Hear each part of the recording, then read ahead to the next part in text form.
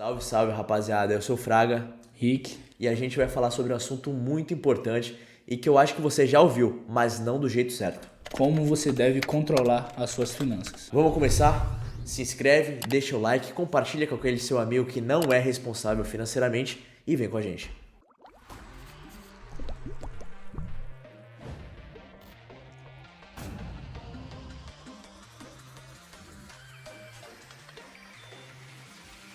Primeiro passo, você deve analisar sua situação financeira atual. Isso inclui você analisar o quanto você ganha, até quanto você pode gastar e fazer as divisões do que você vai investir, do que você vai guardar para despesas fixas e despesas pessoais com suas atividades ali do dia a dia, né? Isso. É interessante que você use uma planilha, um aplicativo, até mesmo o Mobius, né, que é muito conhecido, para que você possa utilizar aí e dividir em duas partes. Primeiro é todo tipo de fluxo de entrada e o outro todo tipo de fluxo de saída.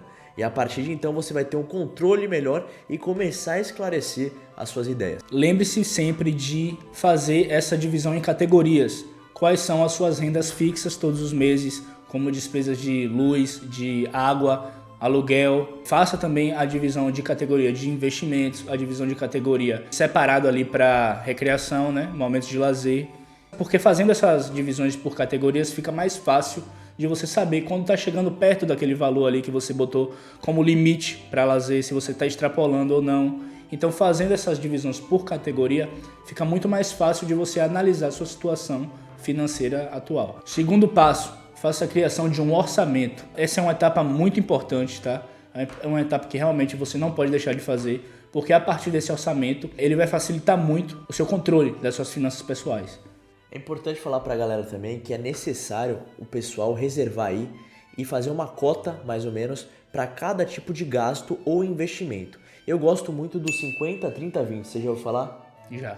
50, 30, 20 seria basicamente o seguinte, ó, 50% do que você tem de fontes de entrada, você vai reservar para suas despesas fixas, tá?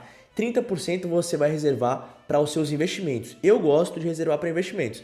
Se você quiser, você pode reservar para lazer.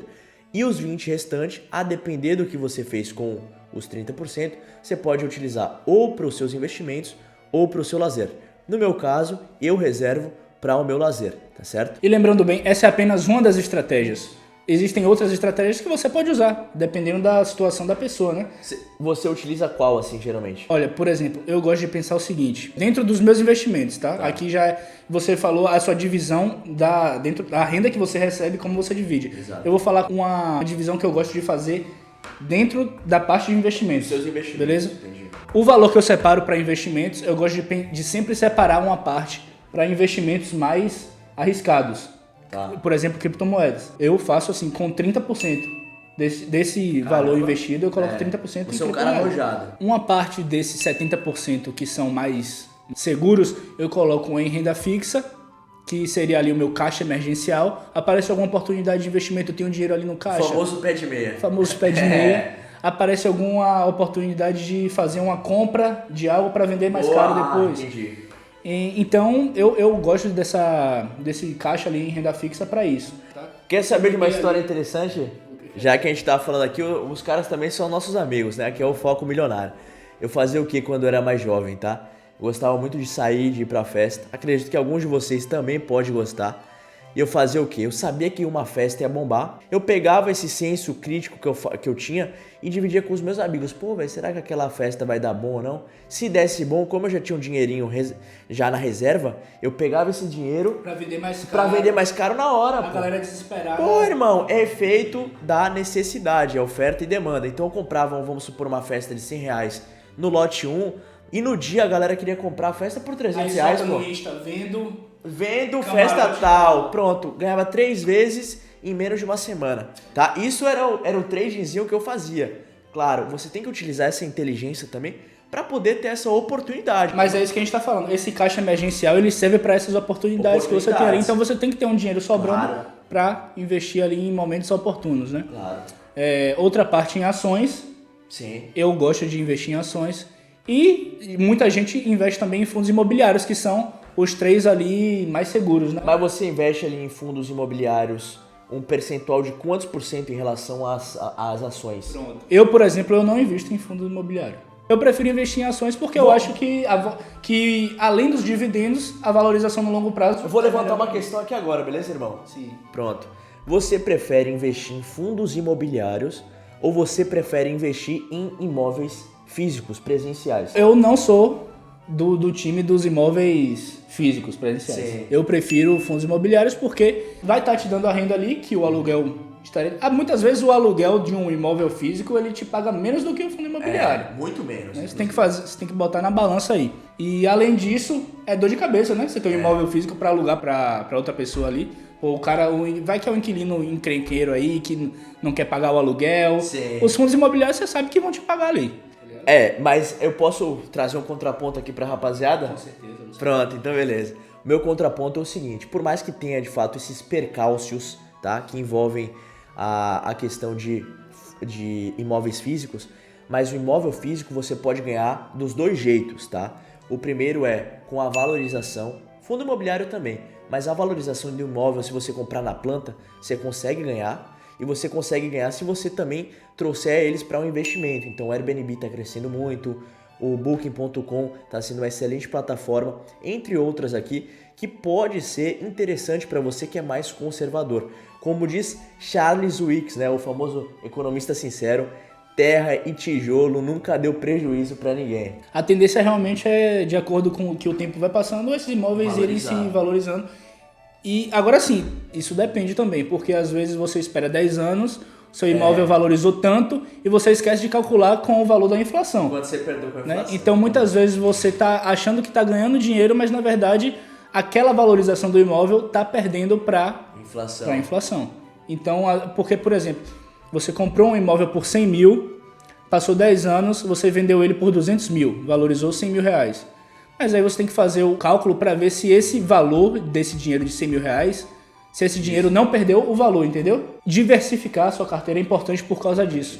Porque você investindo, por exemplo, em Bitcoin, você investindo em dólar, é uma forma que você tem de proteger o seu patrimônio fora do real, entendeu? Fora do Brasil. Porque assim, o real ele vai desvalorizar em relação ao dólar, e ele vai desvalorizar em relação ao Bitcoin, com certeza. Com certeza. E todo dia o real está desvalorizando, porque está sendo impresso mais moedas, né?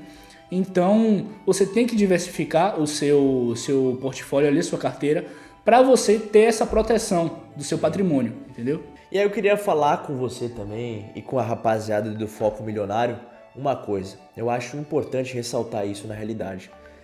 Isso é uma estratégia para um cara já arrojado. Mas o que acontece? Você que é um investidor iniciante, de fato você tem que ir colocando os pés aos poucos na água. É como se você fosse um corredor iniciante e logo de cara quisesse correr uma maratona de 42 quilômetros. Não vai ter como. Então você tem que ir aos poucos, tem que ir criando aquela casca, aquela resistência de fato, para que posteriormente sim você venha investir como o Ricardinho investe hoje. Terceiro passo muito importante, você aumentar a sua renda e diminuir as suas despesas, tá? Eu não lembro quem eu ouvi falar, mas assim, existem dois jeitos de você ficar mais rico, né? Ou você ganha mais dinheiro, ou você gasta menos dinheiro. Você diminui sua despesa. E posso dar um adendo aqui? Sendo bem sincero, tá? Você gastar pouco é ruim. Você se limitar é ruim, mas você tem que sim se dar um certo luxo. Mas você só pode se dar um certo luxo se você trabalhar mais que os outros, no sentido de aumentar suas fontes de renda. E aí que entra o meu papel aqui agora e o papel do Rick para falar para vocês. A gente tá com oportunidades porque somos jovens, temos tempo. Então não vamos desperdiçar esse tempo fazendo coisas que futuramente a gente vai se arrepender. Vamos tentar buscar e aumentar ao máximo as nossas fontes de renda. Então imagine que você tem uma fonte de renda, que essa fonte de renda seja ali uma torneira, tá? E você está querendo encher um balde. Então você abre uma torneira e essa é a sua fonte de renda principal. Seu trabalho ali, você ganha um trabalho, você ganha um salário mínimo no trabalho e tal, mas você quer aumentar esse volume de água no balde. Então você vai fazer o quê? Vai pegar e vai ter oportunidades de construir mais torneiras ao redor para encher esse mesmo balde. Porque com a vazão maior de água, você consegue encher mais rapidamente e não ficar evitando desperdícios da primeira e da única fonte de renda que você tinha anteriormente. Entenda que se você recebe um salário mínimo, 2, 3 salários mínimos, que vai totalizar em torno de 5 mil reais, eu acho que você tem que focar exclusivamente em aumentar o seu patrimônio.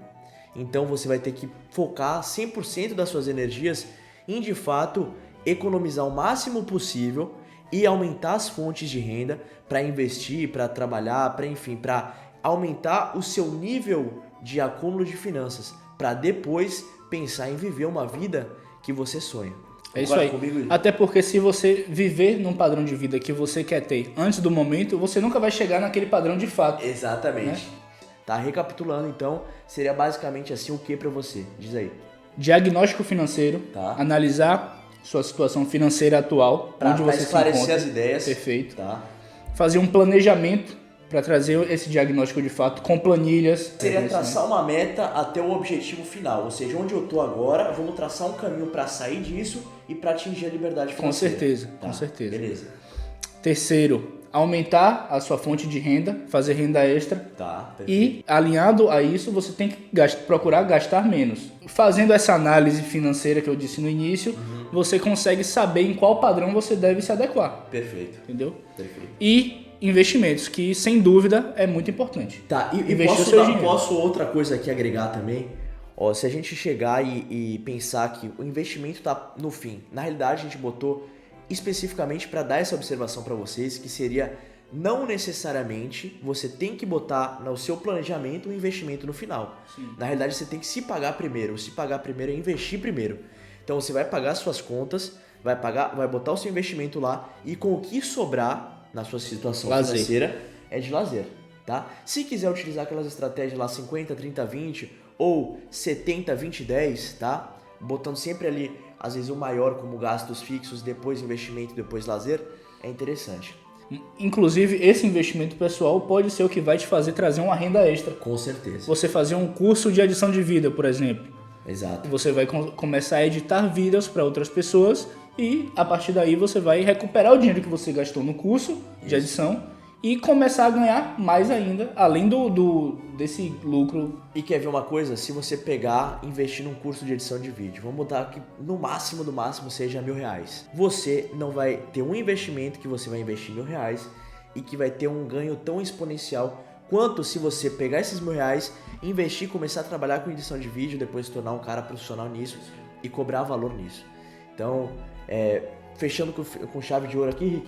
Isso aí. Então, se você curtiu o conteúdo aí do vídeo, já dá o like, se inscreve no canal. Lembra de sempre recomendar, né, para os seus amigos que você acha que seria interessante eles aprenderem sobre finanças, sobre educação financeira também. E é isso. Até o próximo vídeo. Valeu!